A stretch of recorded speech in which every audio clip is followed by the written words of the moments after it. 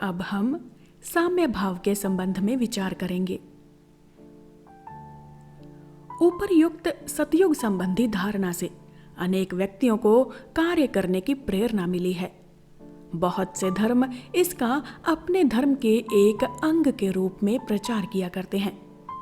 उनकी धारणा है कि परमेश्वर इस जगत का शासन करने के लिए स्वयं आ रहे हैं और उनके आने पर फिर लोगों में किसी प्रकार का अवस्था भेद न रह जाएगा। जो लोग इस बात का प्रचार करते हैं वे अवश्य मतांध हैं, किंतु उनमें सचमुच बड़ी आंतरिकता होती है। ईसाई धर्म का प्रचार भी तो इसी मोहक मतांधता द्वारा हुआ था और यही कारण है कि ग्रीक एवं रोमन गुलाम इसकी ओर इतने आकृष्ट हुए थे। उनका यह दृढ़ विश्वास हो गया था कि इस सतयुगी धर्म में गुलामी बिल्कुल न रह जाएगी, अन्न वस्त्र की भी बिल्कुल कमी न रहेगी और इसलिए वे हजारों की तादाद में ईसाई होने लगे। जिन ईसाइयों ने इस भाव का प्रथम प्रचार किया वे वास्तव में अज्ञानी मतांध व्यक्ति थे, परंतु उनका विश्वास निष्कपट था। आजकल के जमाने में इसी सतयुगी भावना ने साम्य, स्वाधीनता और भ्रातृभाव का रूप धारण कर लिया है, पर यह भी एक मतांधता है। यथार्थ साम्य भाव ना तो कभी संसार में हुआ है और ना कभी होने की आशा है। यहां हम सब समान हो ही कैसे सकते हैं? इस प्रकार के असंभव साम्य भाव का फल तो मृत्यु ही होगा। जगत की उत्पत्ति तथा उसकी स्थिति का कारण क्या है? साम्य का अभाव, केवल वैषम्य भाव। जगत के प्रारंभिक अवस्था में, प्रलय अवस्था में ही संपूर्ण साम्य भाव हो सकता है। तब फिर इन सब निर्माणशील विभिन्न शक्तियों का उद्भव किस प्रकार होता है? विरोध, प्रतियोगिता एवं प्रतिद्वंदिता द्वारा ही। थोड़ी देर के लिए मान लो कि संसार के सब भौतिक परमाणु संपूर्ण साम्य अवस्था में स्थित हो गए, तो फिर सृष्टि रहेगी कहां? विज्ञान हमें सिखाता है कि यह असंभव है। तुम स्थिर जल को हिला दो, देखोगे कि प्रत्येक जल बिंदु फिर से स्थिर होने की चेष्टा करता है, एक दूसरे की ओर इसी हेतु दौड़ता है। इसी प्रकार ये जगत प्रपंच उत्पन्न हुआ है और उसके अंतर्गत समस्त शक्तियां एवं समस्त पदार्थ अपने नष्ट साम्य भाव को पुनः प्राप्त करने के लिए चेष्टा कर रहे हैं। पुनः वैषम्य अवस्था आती है और उससे पुनः इस सृष्टि रूप मिश्रण की उत्पत्ति हो जाती है। वैषम्य ही सृष्टि की नींव है, परंतु साथ ही वे शक्तियां भी जो साम्य भाव स्थापित करने की चेष्टा करती हैं सृष्टि के लिए उतनी ही आवश्यक है जितनी कि वे जो उस साम्य भाव को नष्ट करने का प्रयत्न करती हैं। संपूर्ण साम्य भाव अर्थात समस्त प्रतिद्वंदी शक्तियों का संपूर्ण सामंजस्य इस संसार में कभी नहीं हो सकता। तुम्हारी उस अवस्था को प्राप्त करने की पूर्व ही सारा संसार किसी भी प्रकार के जीवन के लिए सर्वथा अयोग्य बन जाएगा और वहां कोई भी प्राणी न रहेगा। अतएव हम देखते हैं कि सतयुग अथवा संपूर्ण साम्य भाव की ये धारणाएं इस संसार में केवल असंभव ही नहीं, वरन यदि हम उन्हें संपूर्ण रूप से कार्य रूप में परिणित करें तो वो हमें निश्चय प्रलय की ओर ले जाएंगी। वो क्या चीज है जो मनुष्य मनुष्य में भेद स्थापित करती है? वो है मस्तिष्क की भिन्नता। आजकल के दिनों में एक पागल के अतिरिक्त और कोई भी ये ना कहेगा कि हम सब मस्तिष्क की समान शक्ति लेकर उत्पन्न हुए हैं। हम सब संसार में विभिन्न शक्तियां लेकर आते हैं। कोई बड़ा आदमी होकर आता है तो कोई छोटा। इस जन्मगत विभिन्नता को अतिक्रमण करने का कोई मार्ग नहीं है। जब तक ये संसार बना रहेगा तब तक वैषम्य भाव रहेगा ही, और ये सतयुग अथवा साम्य भाव तभी आएगा जब कल्प का अंत हो जाएगा। उसके पहले पूर्ण साम्य भाव नहीं आ सकता। परंतु फिर भी साम्य भाव की यह धारणा हमारे लिए कार्य में प्रवृत्ति देने वाली एक प्रबल शक्ति है। जिस प्रकार सृष्टि के लिए वैषम्य उपयोगी है, उसी प्रकार उस वैषम्य को घटाने की चेष्टा भी नितांत आवश्यक है। जिस प्रकार वैषम्य ना होने से सृष्टि नहीं रह सकती, उसी प्रकार मुक्ति एवं ईश्वर के पास लौट जाने की चेष्टा बिना भी सृष्टि नहीं रह सकती।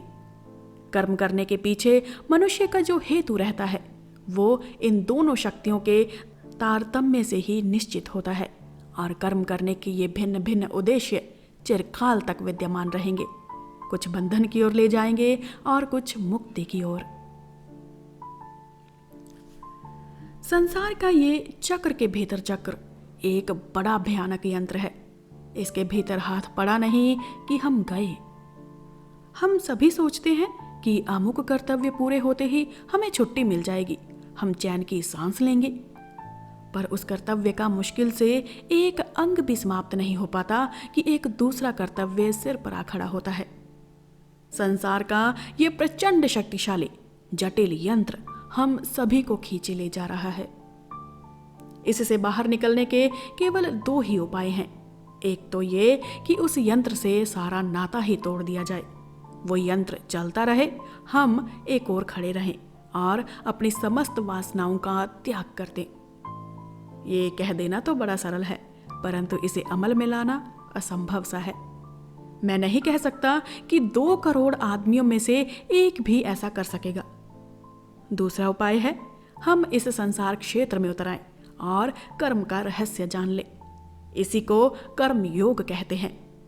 इस संसार यंत्र से दूर ना भागो, वरन इसके अंदर ही खड़े होकर कर्म का रहस्य सीख लो। भीतर रहकर कौशल से कर्म करके बाहर निकल आना संभव है। इस यंत्र के भीतर से ही बाहर निकल आने का मार्ग है। हमने देखा कि कर्म क्या है। ये प्रकृति की नींव का एक अंश है और सदैव ही चलता रहता है। जो ईश्वर में विश्वास करते हैं वे इसे अपेक्षाकृत अधिक अच्छी तरह से समझ सकेंगे, क्योंकि वे जानते हैं कि ईश्वर कोई ऐसे एक असमर्थ पुरुष नहीं है जिन्हें हमारी सहायता की आवश्यकता है। यद्यपि ये जगत अनंत काल तक चलता रहेगा, फिर भी हमारा ध्येय मुक्ति ही है।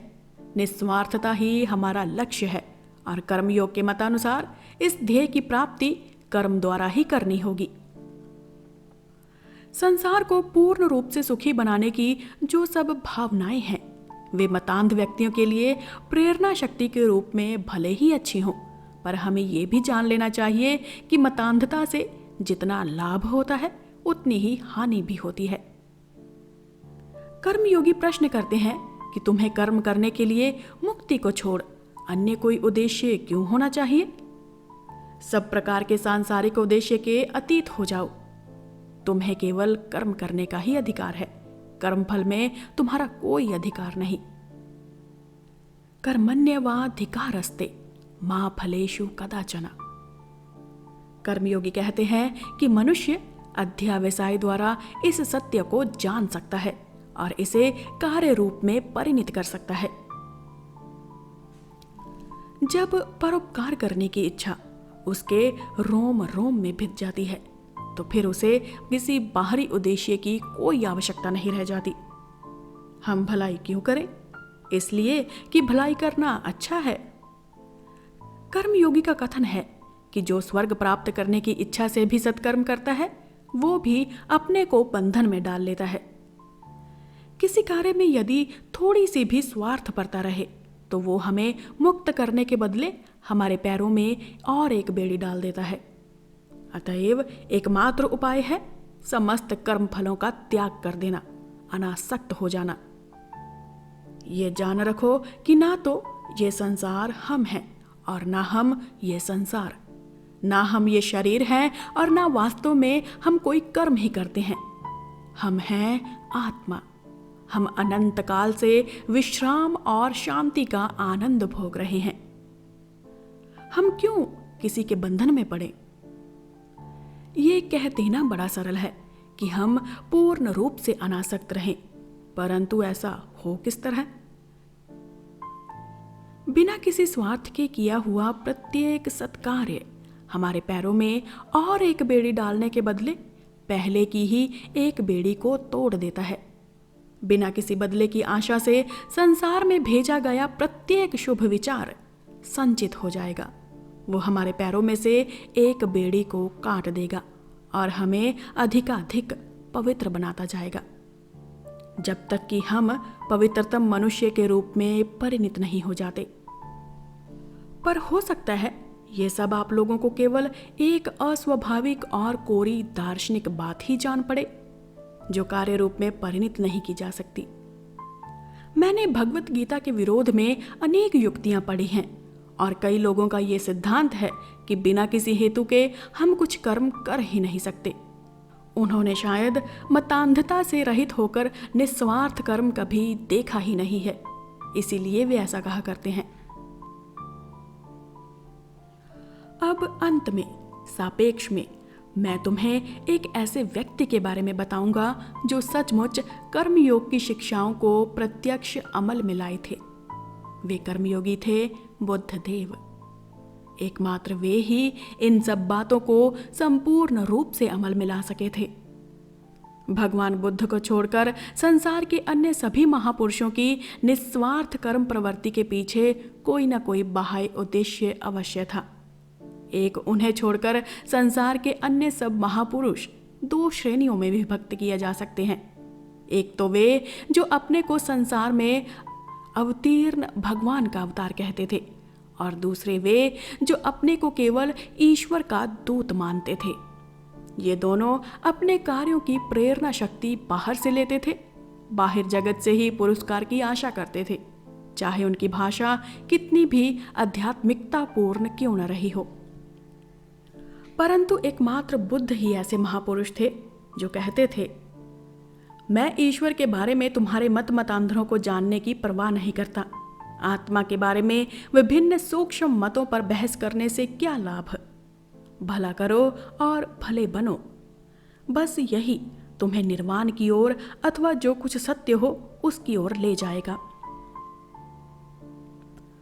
उनके कार्यों के पीछे व्यक्तिगत उद्देश्य का लवलेश भी न था, और उनकी अपेक्षा अधिक कार्य भला किस व्यक्ति ने किया है। इतिहास में मुझे जरा एक ऐसा चरित्र तो दिखाओ जो सबसे ऊपर इतना ऊंचा उठ गया हो।